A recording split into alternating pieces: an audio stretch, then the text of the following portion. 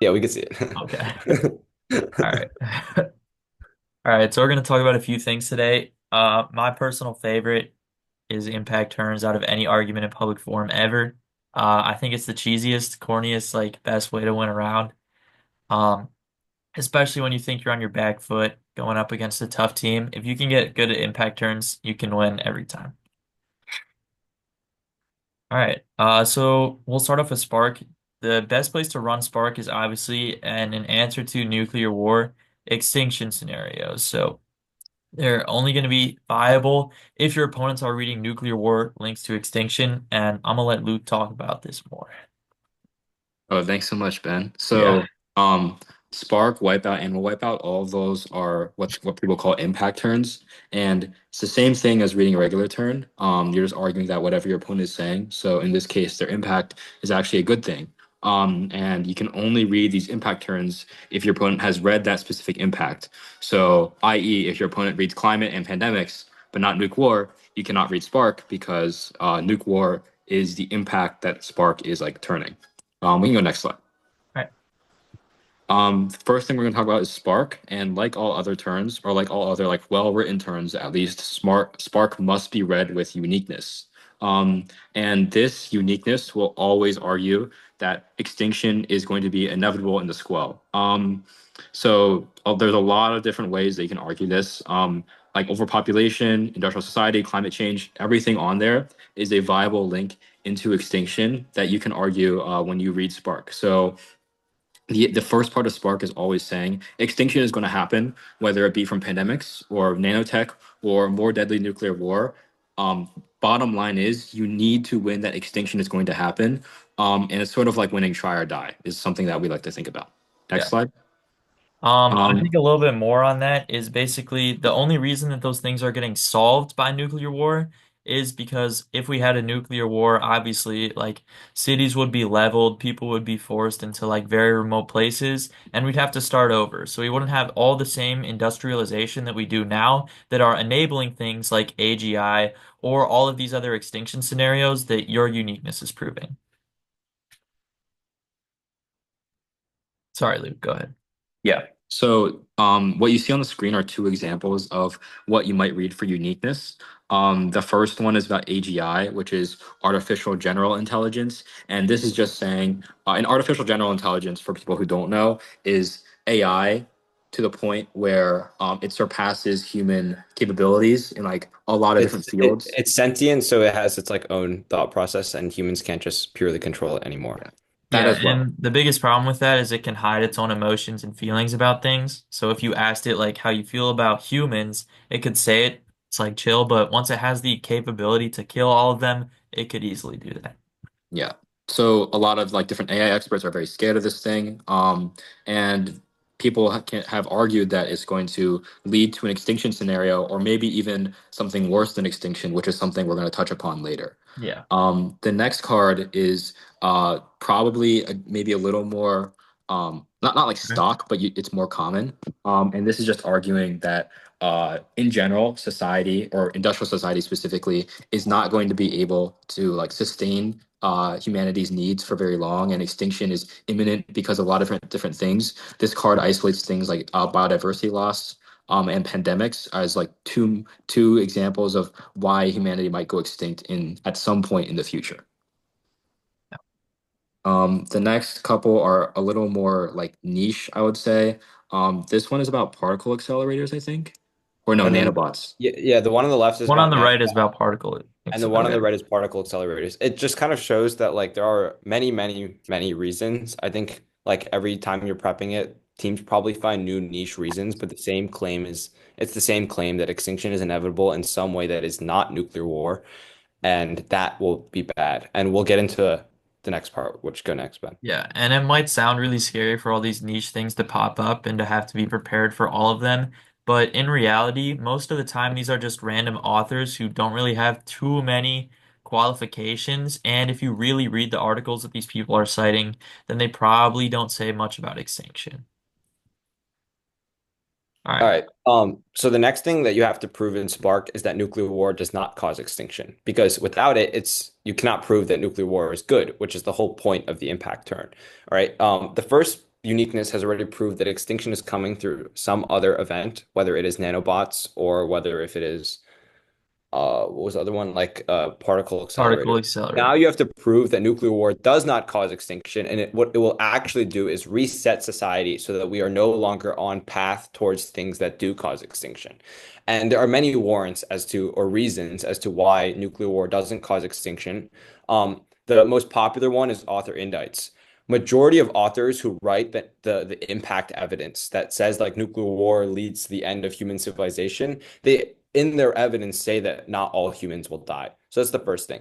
The second thing is independent warrants. Things like islands can repopulate, radiation won't kill us all, famine won't kill us all, ozone layer depletion isn't true, nuclear tornadoes don't actually happen. So all these other reasons as to why nuclear war never causes extinction, rather it leads like 100 to maybe a couple hundred people surviving that can repopulate the world. However, the industrial society is completely destroyed, so we are no longer on a path to extinction. No, I think there's very few oh, I'll go back real quick. All There's right. very few teams that read well-warranted nuclear war extinction evidence because there is not many that exist. There are is only one I think that actually says all humans will die and is written by a guy who's like addicted to drugs and is crazy. Um, which we'll get into later. But that is the most popular one to circumvent Spark right now. There's no other one, I would say. Yeah.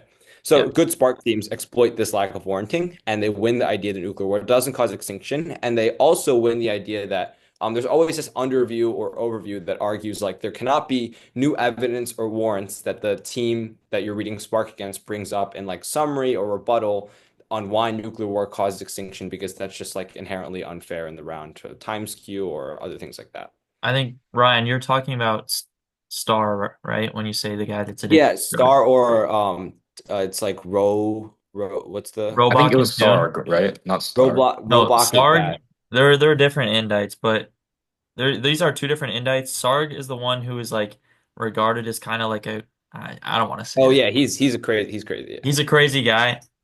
He still believes in things like the aether, which was disproven by like Galileo in the 1500s.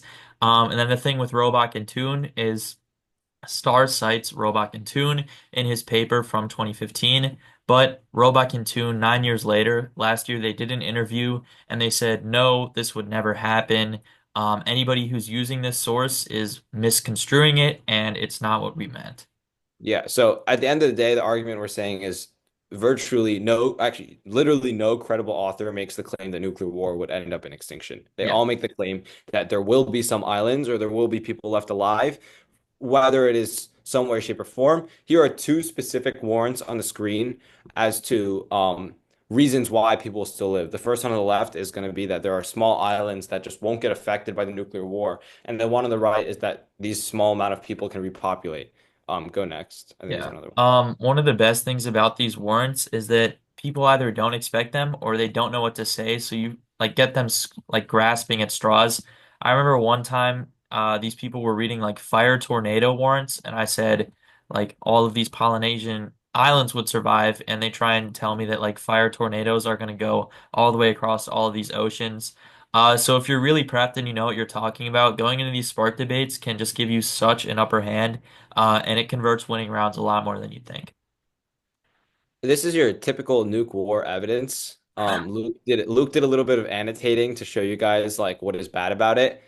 The first thing that is bad, it says that it says it's a mass extinction event, sure, but it says human life would still go on, and there's not really much warranting as to why there is extinction. It kind of just makes this claim, and this is the most popular extinction evidence there is on the circuit.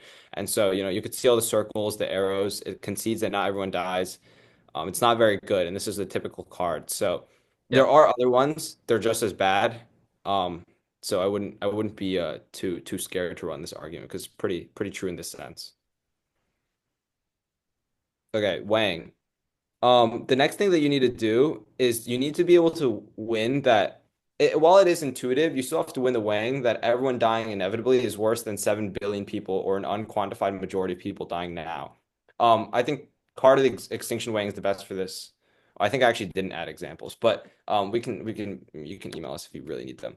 Yeah. There's also try or die weighing, which is the idea that extinction is inevitable right now, and the only way that you can try to solve it is by voting for your side. And then the other warrant that you might want to read is that time frame doesn't matter because obviously the team that you're reading this against, their nuclear war scenario is definitely faster than your extinction scenario.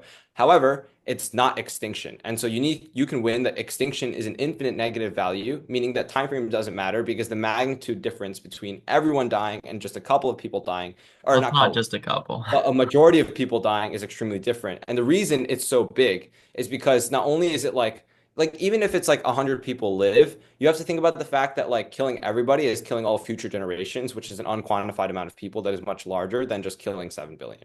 Yeah. All right. All right. We can go over actually how to respond in this meeting. This is the slides.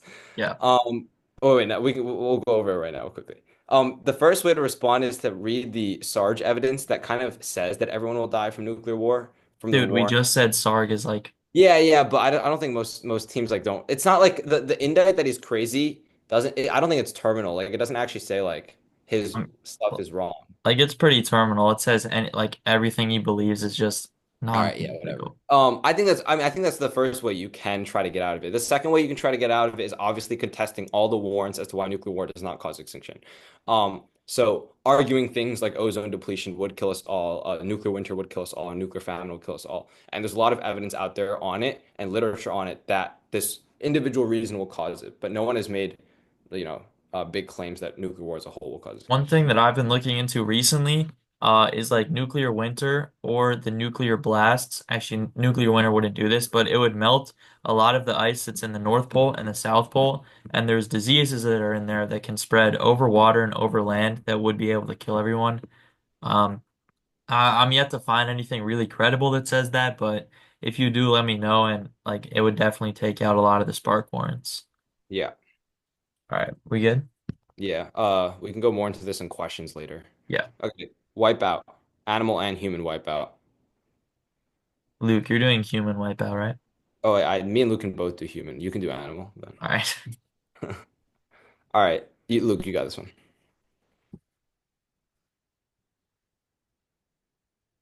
You're muted. Okay. This is very similar to the uniqueness slide from earlier. Just like Spark, Wipeout needs to be read with uniqueness. So just like any other turn that you're going to read, or any other turn that you plan on going for in the back half, which I would say if you're reading Spark, it's definitely gonna be something that you're going for in the back half because this Spark is a response to something. So it needs to be read in the second constructive or the first rebuttal at the latest, I would say. So that's kind of late in the round. You don't have a lot of time to shift your strategy later on. So, good uniqueness is probably something that's pretty important. And unlike Spark, Wipeout argues something worse than extinction is inevitable in the status quo. So that is something that people call S risks, also, or like a suffering risk. And the most prominent example of this is AGI. So like, that artificial intelligence stuff we talked about earlier that somehow gets like misaligned with human values and causes infinite human torture. And there's a couple different warrants for why AI would do this. There's some other examples of S risks that people will read, not as like Spark warrants, or not as like wipeout warrants, but rather as like contention ideas. So think about like those backsliding arguments that you've heard before. That's another example of an S risk, but not really something that people read as a wipeout. So like you aren't S risks are not like a new idea just exclusive to this type of argumentation, but it's something you'll see debate like normal substance stuff. And yeah, so unlike Spark, where a lot of your offense, like all of your offense is gone, let's say if your opponent wins, that extinction will happen because of nuclear war.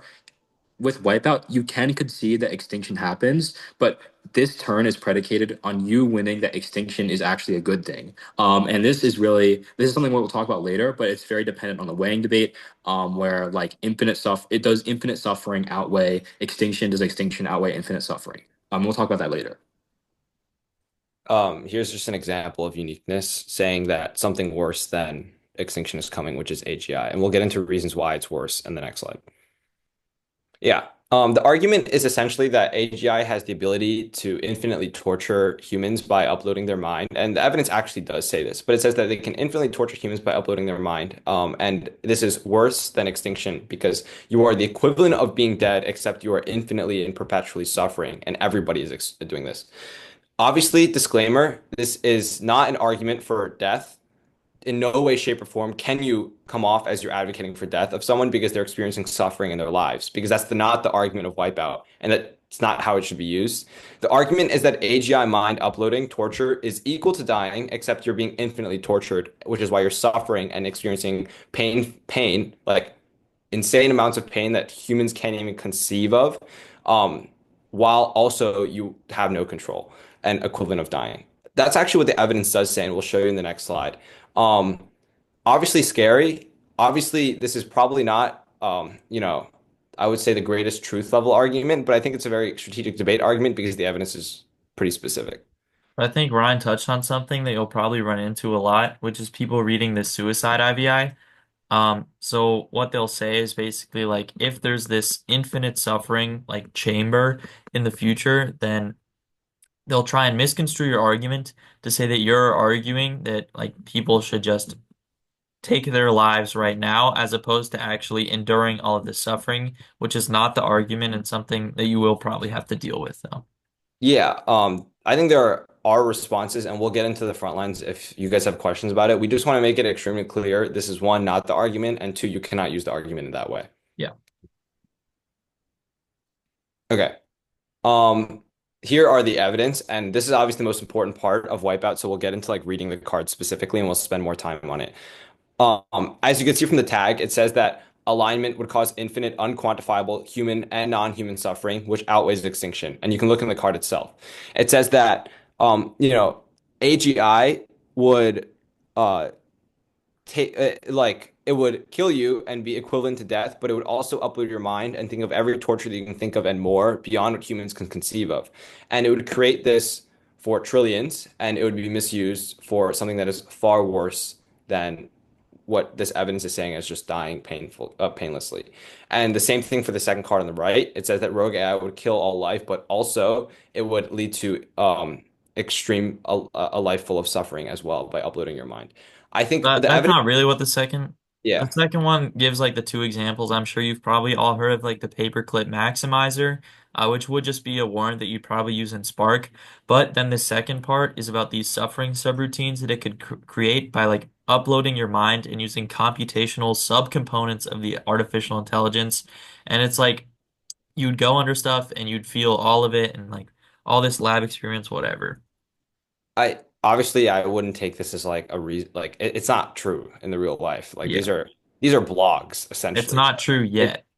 yeah, it's very difficult to even say it's near true, but the evidence is explicit, and the indictment saying that they're bloggers is not enough to defeat the argument in the sense of a debate argument, which is why Wipeout and Spark are so strategic in a technical debate round, obviously not in any truth aspect. Yeah. All right. Now we're gonna talk about Animal Wipeout, which is like if you thought Wipeout was crazy, you're gonna like probably lose your mind on this one. Animal Wipeout is not a true art. No, Well, I I don't know why. mean, No, no, they're not. I wouldn't say it like is. I wouldn't say these are true arguments. You should use these arguments when you want to win the round and you want to cheese your opponents if they're Yeah, like yeah, these are like legit debate shortcuts. These are not pretty like much. here. I'm not going to learn the literature of If the you argument. come to Outreach Debate and you want to learn how to get to be a better debater and how to beat people on their own playing field, then this probably isn't the like best lecture to listen to. Yeah, this is like a shortcut to just winning rounds. Yeah, so Animal Wipeout is a similar thing to normal Wipeout, except now we have different uniqueness, which tells you that the scale of animal suffering vastly outweighs the amount of pleasure that animals experience. So there's a few analogies for this. The first one that I always use in round when I'm reading Animal Wipeout is like imagine you hit a deer on the highway. You're not gonna like step out and take that deer to a hospital. You're just gonna let it sit there and let it die. So for a lot of these animals, human existence has become like the bane of their existence and the reason that they're dying and the reason that they're suffering. If you live life as a deer, you're not having an incredible life. Like you're worried about getting hit by cars, you're jumping from lawn to lawn just trying to eat grass and survive, and there is absolutely no pleasure in your human experience. A Yeah, I card that think you also say I what? think like the analogy is well, this is a very like good analogy to conceptualize it, but I wouldn't like say that's um don't hold the argument just to that. Like that's not Yeah, the no. reason suffering is. I think If it's a any really of you guys have taken like biology yet, you've probably heard about R selective species. which are species that are born to make more of themselves and then to die. So if you think about like a mayfly or a mosquito, there might be like a few minutes or maybe like a day or a few hours maximum that they're alive, and all they're doing is propagating like for more of their species. And that's the only thing that's happening in their lives. They don't get to eat ice cream, they don't get to like have their first love, they don't get to like go sailing and go on the beach like humans do, and there are way more than them. So I I feel like yeah, I the reason like this outweighs so much and is an argument that you can make is because a lot of it will come to what we'll explain later, but you can frame it as like obviously util is to maximize pleasure, or what we're going to argue later is to minimize suffering. yeah, And what you can say is that because there are so many animals and so many of these examples of these flies that are selected to just reproduce, and they're obviously suffering, and trillions more, way more than humans, the amount of suffering they are experiences is this number that is just so much higher than human suffering, yeah. and that suffering number is higher than the amount of pleasure they're actually experiencing, which is what all the evidence explicitly says.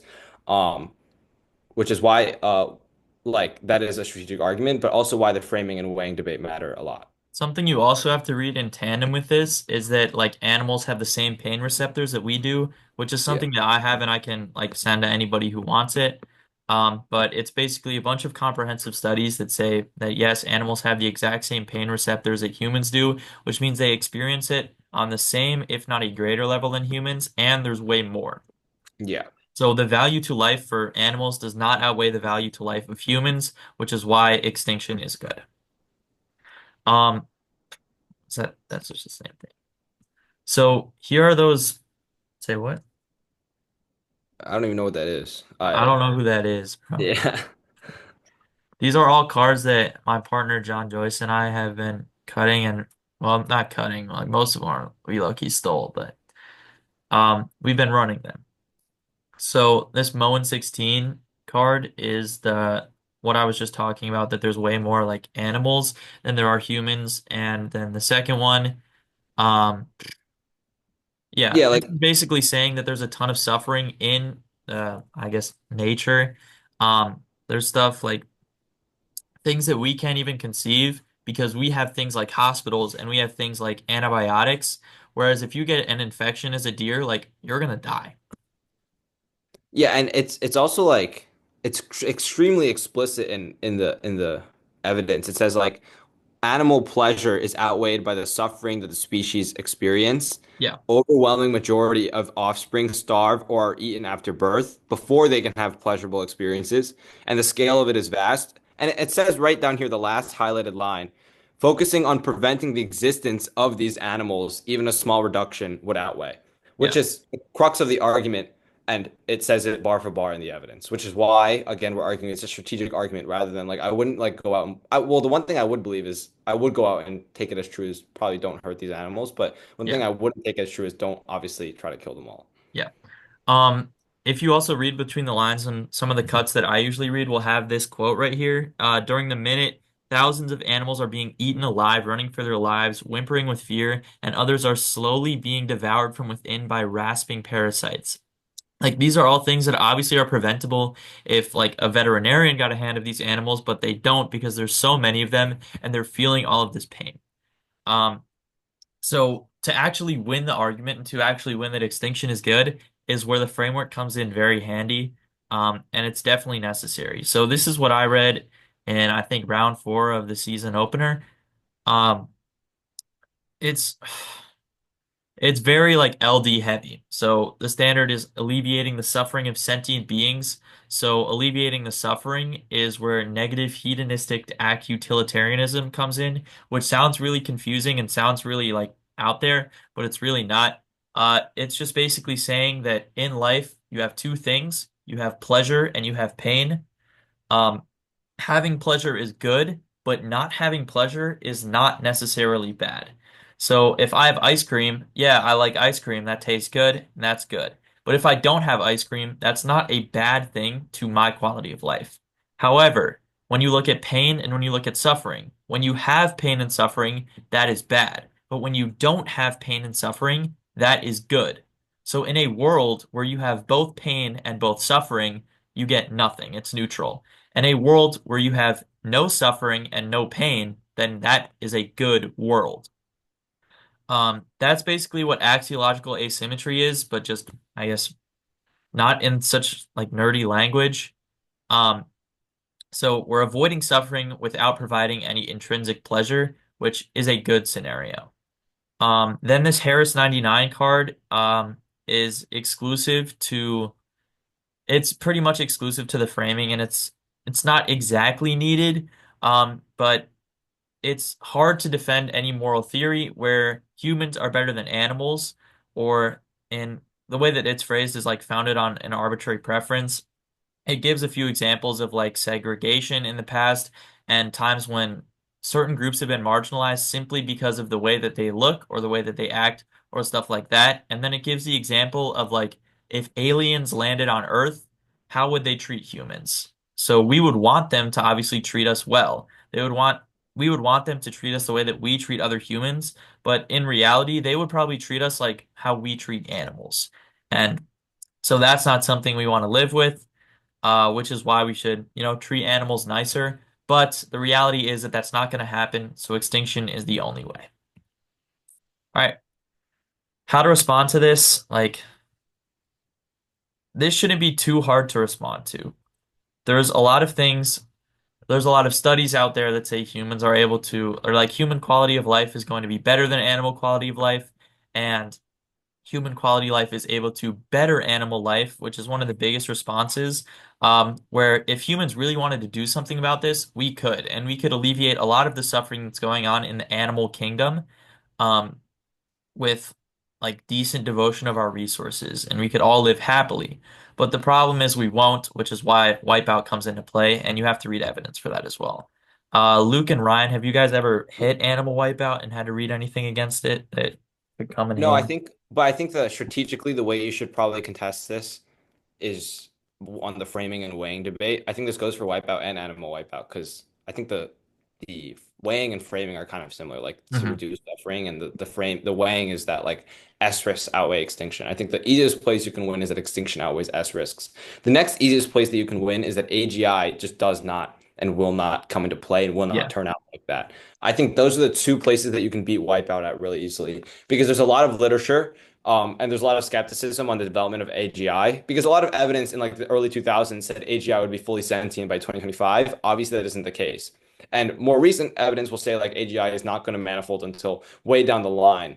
And even if it does, it won't actually be as sentient or uncontrolled as we are arguing that it will be in this evidence. I And so mean, that's the first Animal place. Wipeout isn't totally like reliant on AGI either. So Yeah. I think the easiest place to respond to Animal Wipeout is that Harris 99 card in the framing, which says that we should value human lives more, which I mean, it's kind of I just posted. Oh, wait, by the antithetical to way, what I just said. Um, but you need to argue that like, yes, human lives probably matter a little bit more than like a mosquito or a mayfly or even like a deer. It's not something that like it's just something that we've come to accept, and it's something that's probably just a little bit true. And I have files to respond to Animal Wipeout that I'm happy to share with anybody. Um, but that Harris 99 card, it's it's like very vegan, it's very like whatever, it's very like value animal life. But in reality, we're never really gonna do that. And yeah, I think a lot of judges will be inherently kind of biased to this argument, no yeah, matter how tough they are.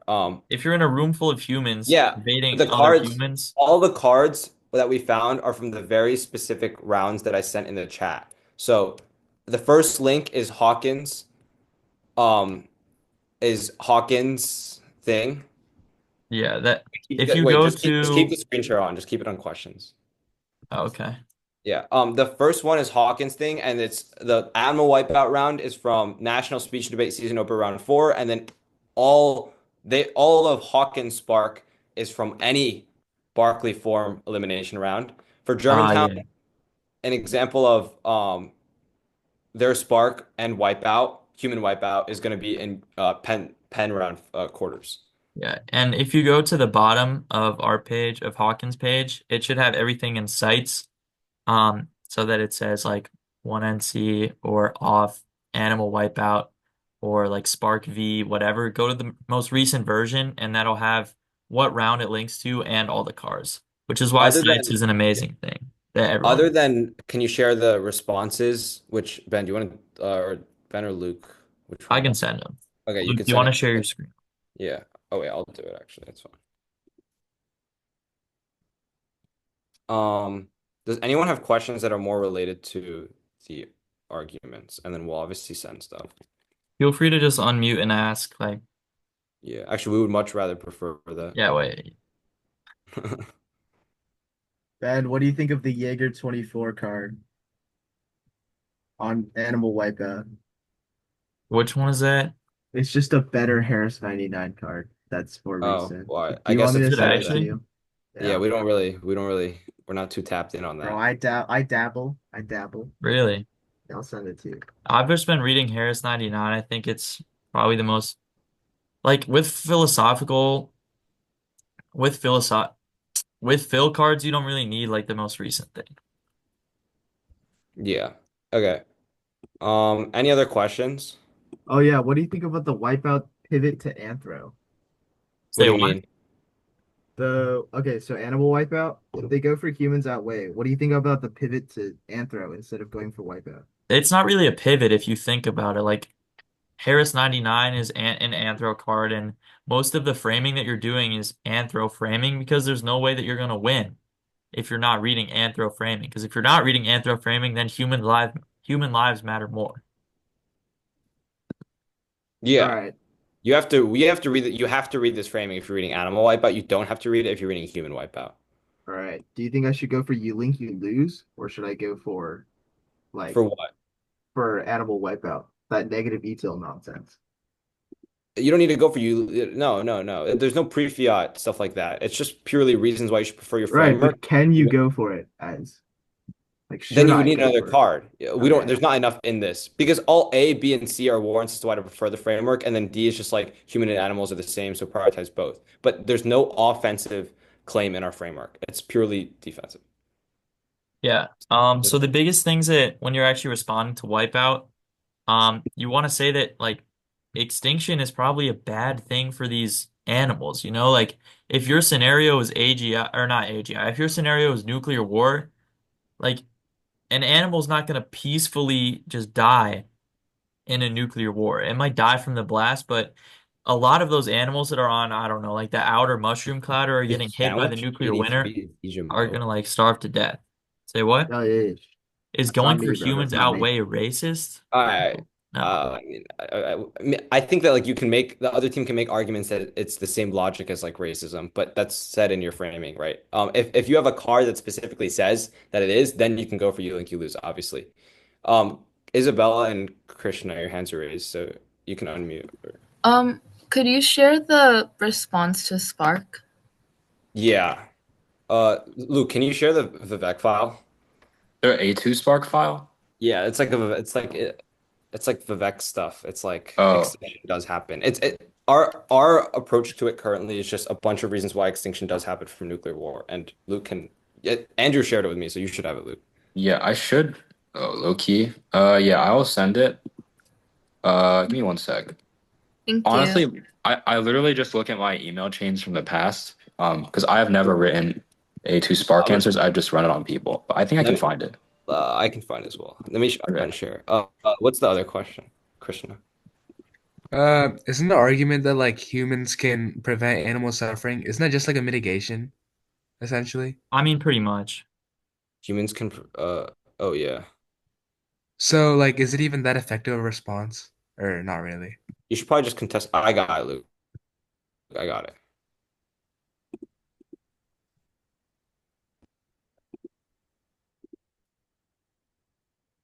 Okay, I sent in the chat. This is at least our art spark. Don't really know. Yeah, a bunch of reasons why extinction happens, and specifically reasons why you can say these new reasons even though they're not set in case. Probably the most efficient way to deal with Spark, I would say. Okay, thank you.